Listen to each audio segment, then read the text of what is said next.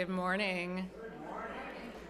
Reverend Beth and I were just commenting that there's a wonderful energy in this space today. This beautiful, sunny, a little chilly, but beautiful sunny March day.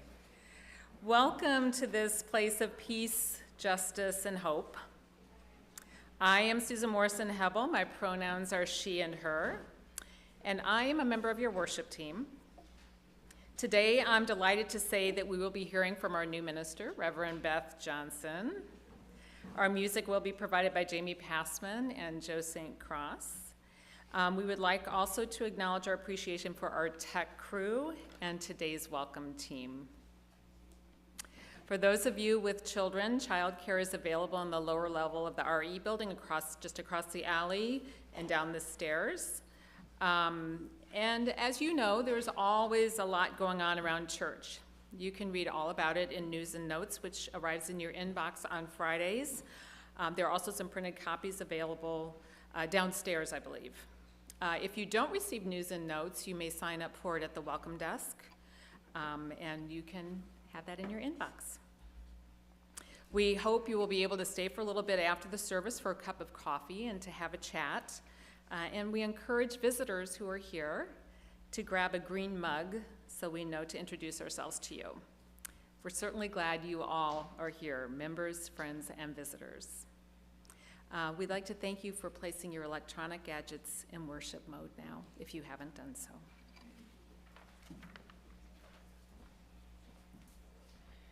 Thank you, Susan. And good morning, everyone. It is good to be with you. Once again, I'm the Reverend Dr. Beth Johnson. My pronouns are she and they. And again, I'm glad to be with you here in Hinsdale on the land originally inhabited by the Potawatomi and the Kickapoo, among others.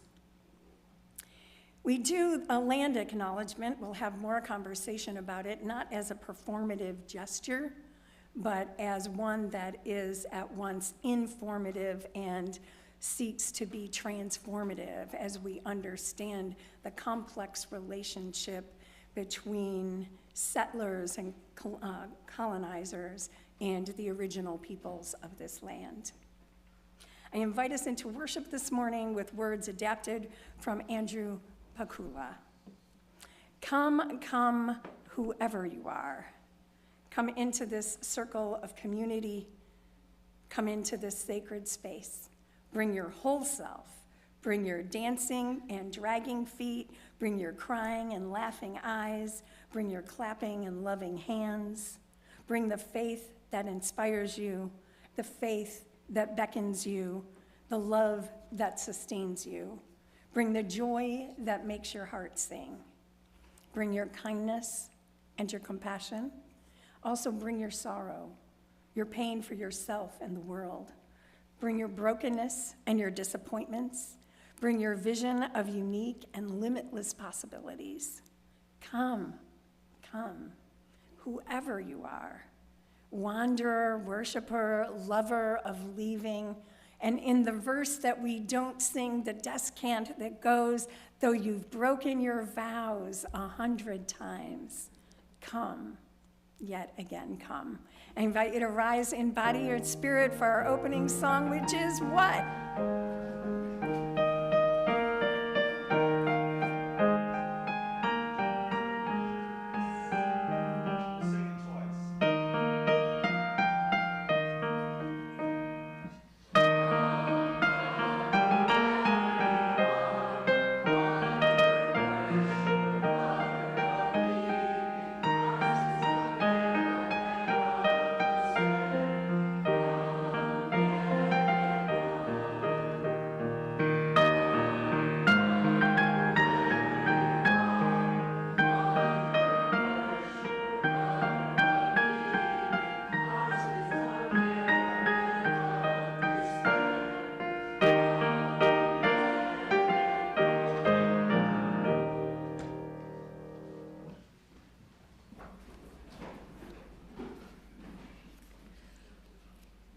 For our chalice lighting today, I'm going to share the words of Starhawk.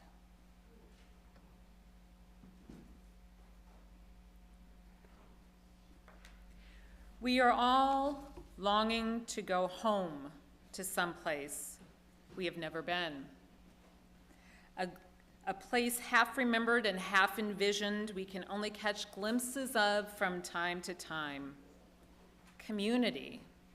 Somewhere there are people to whom we can speak with passion without having the words catch in our throats. Somewhere a circle of hands will open to receive us. Eyes will light up as we enter. Voices will celebrate with us whenever we come into our own power. Community means strength that joins our strength to do the work that needs to be done. Arms to hold us when we falter, a circle of healing, a circle of friends, someplace where we can be free.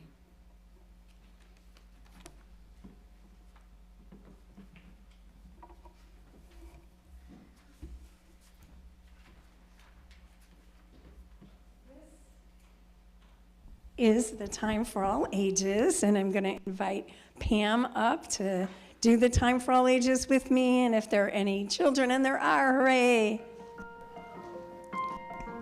Oh, good. It's good to see everyone. Hi. Hi, hi. Wow, hi.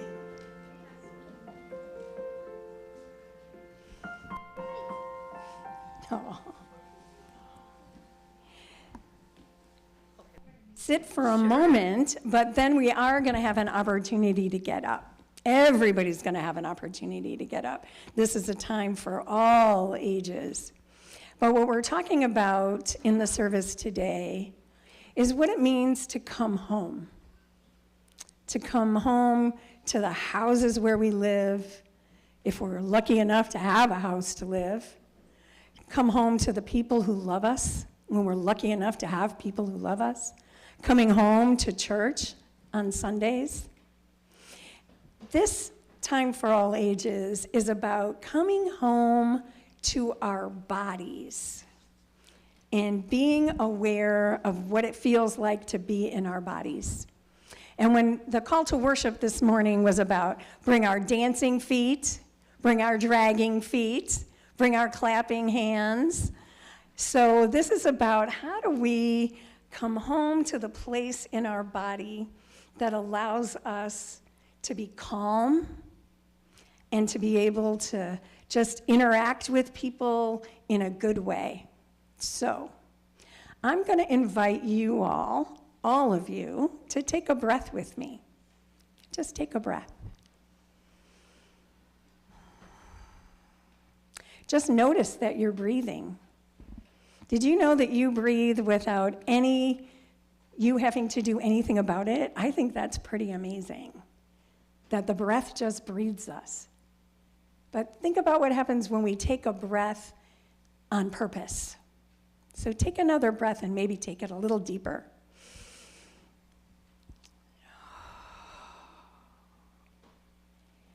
You look like you do that sometimes. Do you practice breathing sometimes? Because you're doing that like a pro, yeah. Like a person who meditates, maybe. How many people here meditate or do some sort of a practice? How many people do yoga? Oh, good. Qigong. All of these are practices that bring us into, do you do something too? That bring us into our bodies. Because the bodies carry us all through our whole life. So I'm going to invite you again to take another breath and just see how that feels. It doesn't have to be deep. It doesn't have to be special. You just have to know that you're breathing. Do you ever notice sometimes if you're scared that you stop breathing? You hold your breath or you breathe really fast? When that happens, what we can do is just take a breath and remember that we're breathing. So this is one thing that we want to teach you in order to be grateful for our bodies and to be aware that we're bodies.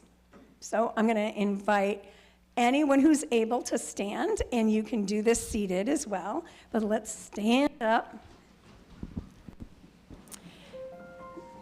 This is called the universal body prayer. So what I'm going to do is I'm going to talk you through it, and then I'll do the movements, and then invite you to do the movements with me. Does that sound good? Yes. So the first thing that we do is we just feel our feet on the earth. Just feel your feet on the ground. If you're comfortable, you can put your hands at your side and just feel yourself on the earth. The next thing that we do is we take our hands and put them in a position of prayer or contemplation. And just take a breath when you do that, okay? The next thing that we do is we extend our arms out, both of our arms out, and reach out to that which is above us, the heavens, the cosmos, the beginnings, the sky. And the next thing that we do on another breath in is we take in all of the good gifts that we have and we bring them into our heart. And then the next thing that we do, as with all good gifts, is then we give them away. So I'm going to invite you to do that with me again. We begin with our feet on the earth in a position of contemplation and prayer. We extend our hands out to that which is above. We bring in all the good gifts into our hearts. And then, in a gesture of generosity, we give them back. So I'm going to invite you to do that 2 more times in silence at your own pace, okay?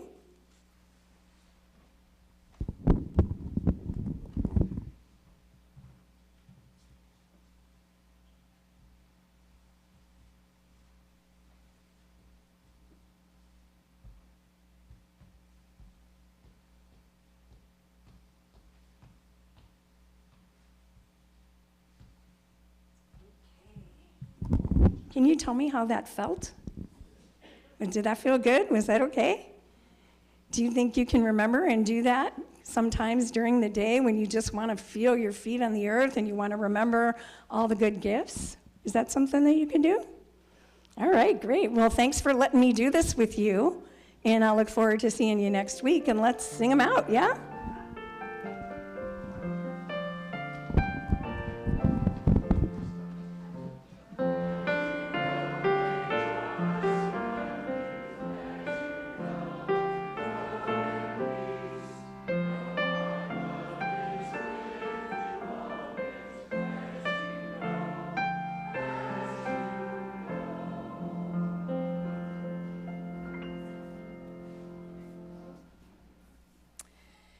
And at this time, I would ask you to share the offering words with me so that we may celebrate the sharing of our resources to sustain and grow our church. This church is made up of all of us. It is what we learn together, the work we do together, the fun we have together.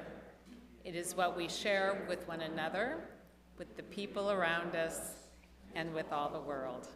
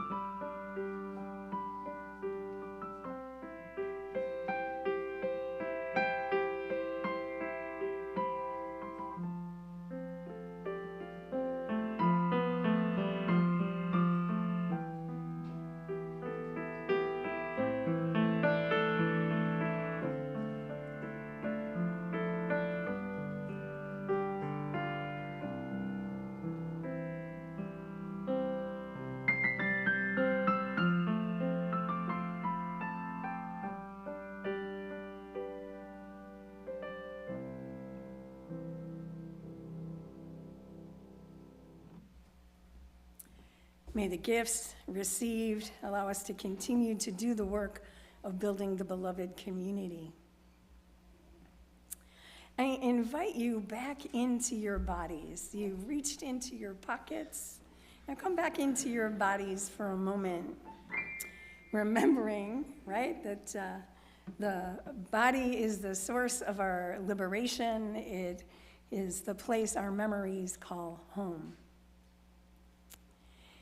And imagine your roots, the roots that can come out through your feet and the wings that set you free as we consider what it means to come home to our bodies, to come home to community. I invite you to sing with me, Spirit of Life.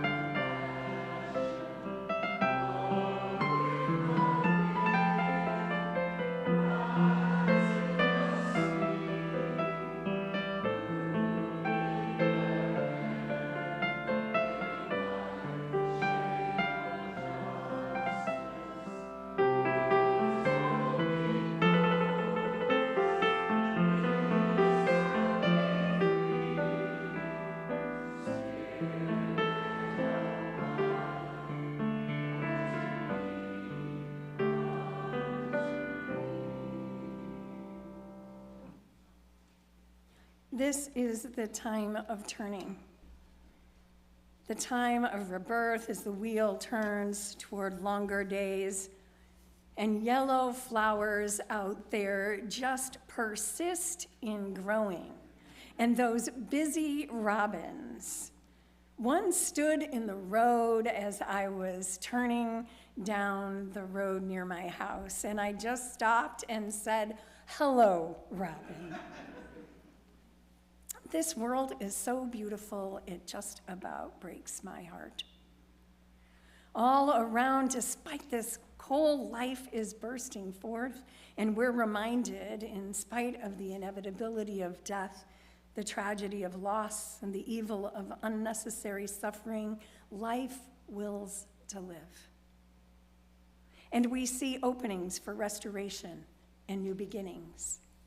As we approach the spring equinox, the time of perfect balance between day and night, when the light increases, giving us more time to do, to create, to start projects, to be inspired. Do you feel it even in the cold, the desire to be more outwardly directed? And for just a moment in time, for just one moment at 4:24 Central Time tomorrow, there will be perfect balance. Like the pause between the in-breath and the out-breath, just a pause, a still point. A pause as we turn toward the promise of renewal and rebirth. Beloveds, we are born again and again and again, marking the seasons as well as the cycles of the moon, the turnings of the day. It teaches us that this balance is a delicate thing, achieved just for a moment, and then it shifts. You, me, the cosmos, always in flux. We learn from the equinox, this time of momentary balance, to look at the places in our lives where we lack balance and find the time to be still, beloveds, before we rush from activity, to give whatever it is in our lives its due. Any sadness, any loss, even the possibilities, give that space before we rush into the next thing. From the place of balance, we turn towards renewal with resilience. Roots hold us close. Wings set us free. Alice Walker wrote, "As long as the earth can make spring every year, I can. As long as the earth can flower and produce nurturing fruit, I can, because I am earth. I won't give up until earth gives up." And so we, like the resilient earth and the relentless spring, persist in bringing forth buds from the winters of our lives. It is our practice to set aside time to share our joys and sorrows in community. In a moment, Susan and I will walk down. Look at those yellow flowers. Can you believe I just saw them? No, who brought those? Because those are like, thank you for the sermon illustration that I missed. We'll walk down. If you have a joy or a sorrow that you'd like to share, you can light a candle. You can also remember that you can also do that in silence and know that we as a community are holding you. So I invite you to come forward if you would like.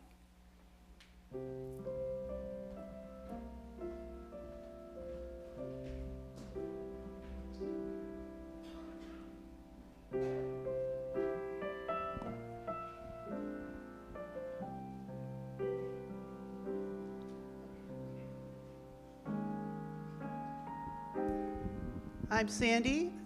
I just have a word for today. Strength of love, strength of family, strength of church.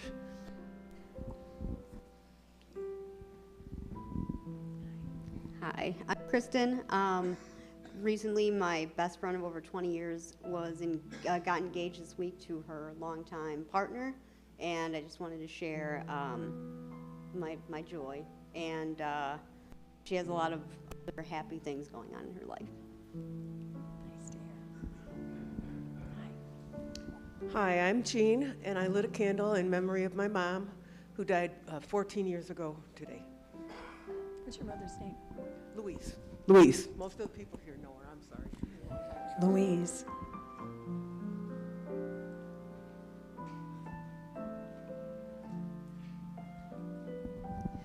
My name is Kathy.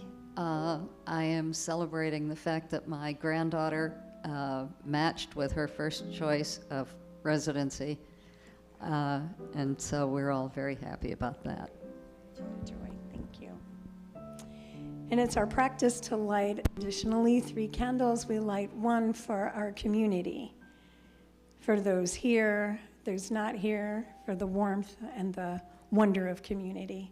We light a second for those near, those far, suffering from oppression, war, uncertainty. We light another candle for all of the guides, for all of the teachers, known and unknown, seen and unseen, who guide us. For those joys and sorrows, those spoken and unspoken, will you hold with me a moment of silent reflection?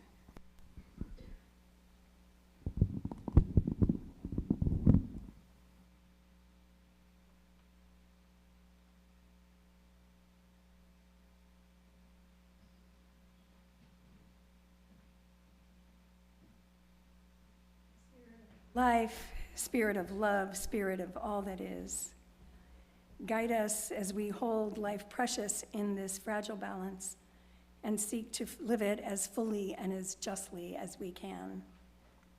Help us to say yes to the beauty of life amidst sorrow, to say yes to truth amidst its multiple claims, amidst evil to affirm and say yes to the presence of love, and to the hope of rebirth.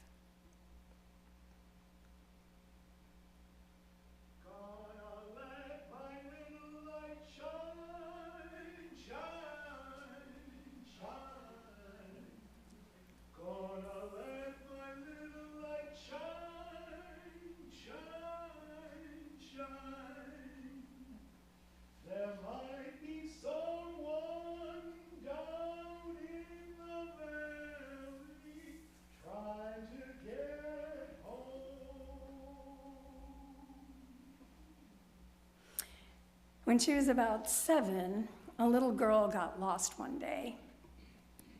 She ran up and down the streets of the town where she lived and couldn't find a single landmark. She was so frightened. Finally, it just so happened a social worker saw her and saw how frightened she was. So she walked her around until finally the little girl saw her church. She pointed it out and said firmly, "We can stop here now.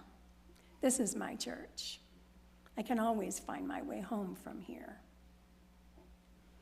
This story, adapted from one told by Anne Lamott of her pastor's best friend growing up, points us to the deep sense of familiarity and surety and comfort that comes from being part of a community in which we feel as at home, or almost, or more, as we feel at the place we call home.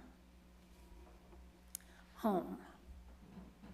Now, there is an idea that can stir love or terror, longing, and ambivalence. It's a dense and sometimes loaded concept.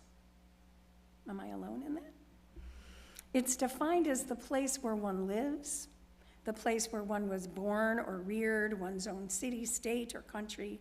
It's also a place where one likes to be, a restful or congenial place. And we know that home is often an emotion-laden idea when attached to our first or early homes, the ones we were born or brought into. Books and poems, movies and TV programs, comedies and tragedies center around the notion of home, the lovely and the profane aspects of it. There's sometimes a nostalgic sentimentalizing of home, and some of us have had, if not idyllic homes, then places of deep nurturance and support. And that the truth is that for some, the home of childhood was unpleasant, neglectful, maybe even brutal. Even our own homes now may not be the places of solace and comfort that we would like them to be. And for those, any notion of returning home may be fraught. Home is a complicated concept. When I was in California, when I first got there, I used to say, "I'm going home for the holidays to be with my family," meaning back here to Chicago. Sometimes people would say sympathetically, "Oh, that's too bad. Hope it's not for too long." Now, the reality for me, most fortunately, is that I loved to come home, as you might guess. It's not always wonderful all the time, rest assured, but it is the place where I am most known, most seen, most loved, in spite of all of who I am. It is home in the many senses of the word, the place of my birth, the place where I find rest and support. And although we're all grown up, still here with my family, only my family, I am often Bethy, and they are Patty and Mare to me. Through the years, we've deepened in our understanding of each other. We see each other through different eyes now. Our knowledge of each other gains another layer and another layer. We accept one another as we are, different as we are in some ways, but connected always across space and time. I used to say that if you were to look at the earth from space and had on special glasses, you could see a shimmering pink thread stretching from Chicagoland to Vista, California, where I lived. That thread is still there, as my heart is here now and there, but there are multiple threads now connecting me to places and people far-flung. It's becoming like Indra's net, a shimmering web that connects me to all life. But that thread to Naperville and Forest Park, it's pretty strong. And here to Hinsdale. There seems to be many, if not most of us, within us a longing for home. Sometimes it is a longing for our childhood home. Sometimes it's a longing for a place to call home. A longing ultimately, I believe, to find home in one's self and in this world. For a number of years, when I first moved out to California, I would say, and I'd come back to visit, I'd say I'm going home. And then when it was time to return to California, I'd say I'm going back. For the first year, I would occasionally call the airline and reserve a one-way ticket to Chicago. Never, of course, confirming within the 24 hours that would secure the ticket. I just liked knowing that I had a ticket home if I wanted one. I hadn't developed a sense of place there. And then just last month, I had a one-way ticket home. It was a place where I was known, had connections. When I moved out to California, I hadn't even really truly grown into my sense of self. Newly divorced, struggling with who I was and would become. I remember my first Christmas time in California. I moved out there on November 15th and began shopping for Christmas presents about 3 weeks later, and I found my way to the local mall. It was all so unfamiliar, kind of like how I feel in the Jewel right now. And it floated through the mall like in a daze, and the music filled the air, the Christmas music. Have a holly jolly Christmas. I wasn't jolly. I was lonely. And I continued to wander through the mall, and you can imagine that the strains of Christmas music providing the soundtrack for the drama, and what would I hear next? But I'll be home for Christmas. I can still feel that loneliness sometimes when I'm fragile or lonely. There is that in each of us, which, when we are most vulnerable, longs for the familiar and for solace in the real or imagined recollections of simpler times, wrapped in the warmth of home like a mother's arms. There's something very basic in the need to be known. That's kind of what it means to be human, is to be known, to be seen, to have ourselves, well, to be a primate for sure, to have ourselves reflected lovingly back. We need to be known to ourselves and to others, rooted in connections. And when we don't have that, never had it, we long for it, grieve for it, cherish it, often idealizing what we did have. There is a natural tendency to be homesick. It's the experience of bittersweet, a state explored in great depth by Susan Cain in her book Bittersweet, the subtitle of which is How Sorrow and Longing Make Us Whole. How sorrow and longing makes us whole. Longing shapes us and hints to us of greater insights about ourselves and our place in the world. Vast, unexplored territories beckon us to journey on, to plumb our inner depths, to seek new vistas, to discern even the mysteries of the cosmos. Nell Morton, in her pivotal book, The Journey is Home, was speaking to feminists about the transformational journey of the self away from the strictures of patriarchy. But the phrase has always worked for me to elaborate on the complexities of growing into a sense of oneself, of returning home, and of ultimately becoming home. Morton writes, to return to one's birthplace, one's relatives, after living many decades on the road, is to take off, as it were, one's own skin. So much of what one has become includes gatherings along the way that have helped to create who we are. Loving involvements, the commitments, the unbreakable connections beyond blood ties, first loyalties, intimacies across color, class, nationality, and age.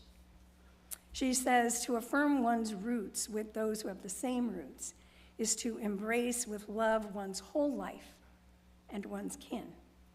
But to return to one's early ways, one's child faith, one's baby language is never to have left. In that sense, going home would deny connectedness with the world as one, people, and earth as one home for us all. We take our first tentative steps towards selfhood when we're very young. But the journey is long, and the way is sometimes hard, often obscured. There's no map, at least not with explicit and clear instructions as to how we're to navigate or even where we're going. Turn here, go there, look out, don't take that job. Oh no, not that relationship. There are lights along the way, sometimes dim flashes, and sometimes the rare thunderbolt, companions and fellow travelers, seen and unseen, known and unknown, who guide us along the way. We find ourselves first by moving away from our early dependencies, creating a self out of our past, our environment, our choices. We establish ourselves as seemingly separate from others. We become comfortable in our own skin, at least on good days. And we believe that we have arrived. We're captains of our own ship, free to travel and move about as we will. Then some of us create families, we create ties, perhaps in our congregations, our local community, the nation. We focus on our immediate surroundings and loves, and that is as it needs to be, practically speaking. But home and the road there don't end there, here at our doors, our small community, or even our nation. Nell Morton makes this move, helpfully, I think, extending the notion of home as place to home as a process. She says, home is a movement, a quality of relationship, a state where people seek to be their own and increasingly responsible for the world. Morton's notion of increasing responsibility for the world is a reminder for us to guard against the narrow interests that exclude rather than embrace others, that constricts rather than expands our understandings, that limits rather than widens our vision of who is kin and what is possible. Interests that limit home to include only those who are like us, and hence limits our dreams of who we can be and of what is possible. Morton writes, road building becomes inseparable from the journey. Road building becomes inseparable from the journey. Our interdependence is inescapable. And once apprehended, our sympathies extend then to all others, and their interests are our interests. Our notion of home expands our notion of ourselves. Indeed, I'm home. When I'm looking into the eyes of another creature, I'm home. When I look at you, I'm home. When I walk into this place, I'm home. And the older I get, the more and more, thank God, I become home wherever I am, and wherever I am is more and more home. Our connections to our family, our friends, communities, the earth has fostered this still dawning and ever deepening awareness of our interdependence with the love that is both the journey and the road. This enlargement of ourselves, and hence our sense of home, includes the other people, other beings. It deepens our ability to create communities that are part of the journey home. These would be intentional communities, intentional homes, homes that we choose and choose us.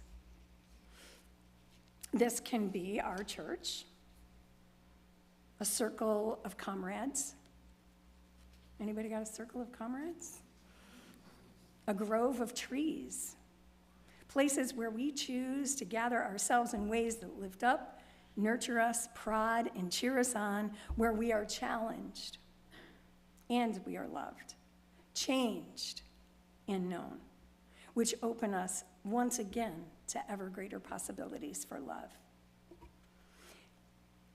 But beloveds, let us not idealize these homes either, for they're complex and messy because there's people in them. but it is in the struggle and in the challenge that we become more than we would ever otherwise have been. And then these homes become hallowed. And they and we become beacons of light for those whose journey finds them bereft or lonely, oppressed, downtrodden, afraid, or lost, for those longing for home. The trans teens who've been banished from their own homes and whose very existence right now is being negated in what amounts to be a state-sanctioned erasure and denial. Right now at the San Diego-Mexico border, an area designated as Friendship Park, where families have gathered for years to see one another, first across a simple barbed wire fence, where the park was dedicated by Pat Nixon, who said that one day she hoped there would be no fence at all.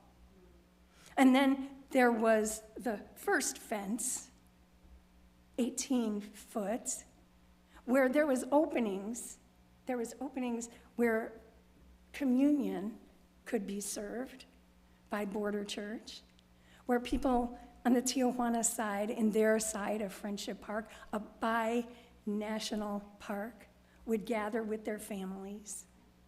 And then communion would be served through the holes, and families could touch their hands.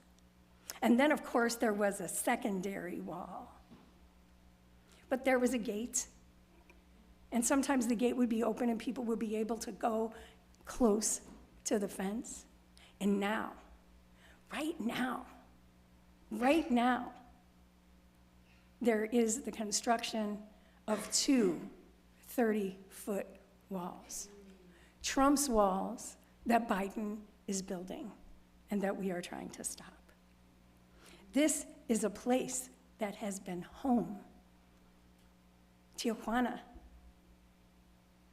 San Diego, home. Sometimes people leave their birth homes due to terror and instability. Our migrant and asylum-seeking siblings who journey dangerously to a place where they hope they can be welcome to find home, only to be reviled. The more we understand our interconnectedness, the more that we become home in who we are, the more that we are able to extend home to all who are in need of a home, including our houseless siblings who on these cold, cold Chicagoland days shiver right on Naper Boulevard, reminding us if people need a home. Tomorrow, a hearing is being held regarding the sacred land of Oak Flat, Arizona, that has been handed over to an international mining company in an act of utter disregard for a previous agreement where the sacred home of the Apache will be decimated. Last week, members of this congregation in the prison ministry traveled down to Springfield to advocate for parole for older prison inmates, that they might have a chance to come home. This place was created to be a home, I was reminded. It has a living room. Can I just tell you, I love y'all that there's people like sitting in the living room and you're drinking the coffee. It has a living room, y'all. This place, this church, all churches, are called to be both a sanctuary for those otherwise cast out or in need of their own homes, inner and outer, and a place to journey from, out, in service to the common good as that beacon of hope. Sometimes there are those in our midst, not out there, in our midst, trying to get home. Home from alienation, from loss, from worry, from addiction. Breathe with me.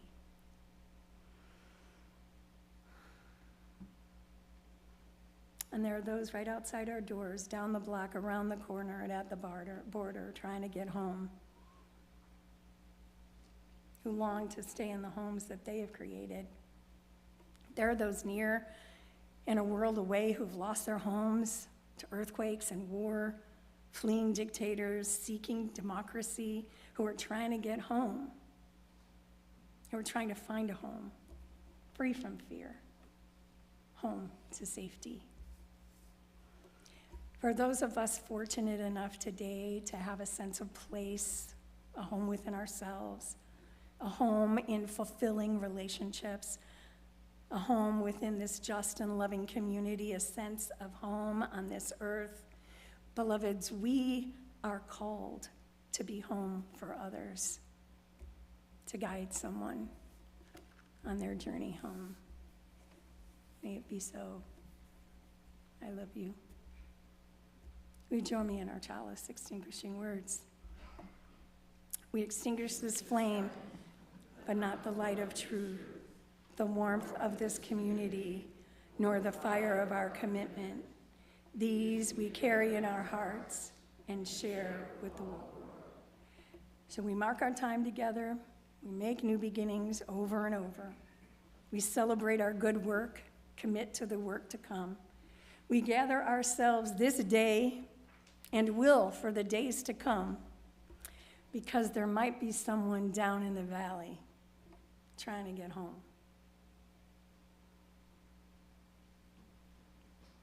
Let your little light shine, shine, shine. Oh, let your little light shine. Oh, my Lord, there might be someone down in that valley trying to get home. Oh, let your little light shine, shine, shine. Let that little light shine, shine. There might be someone way down in that valley trying to get home, just trying to get home.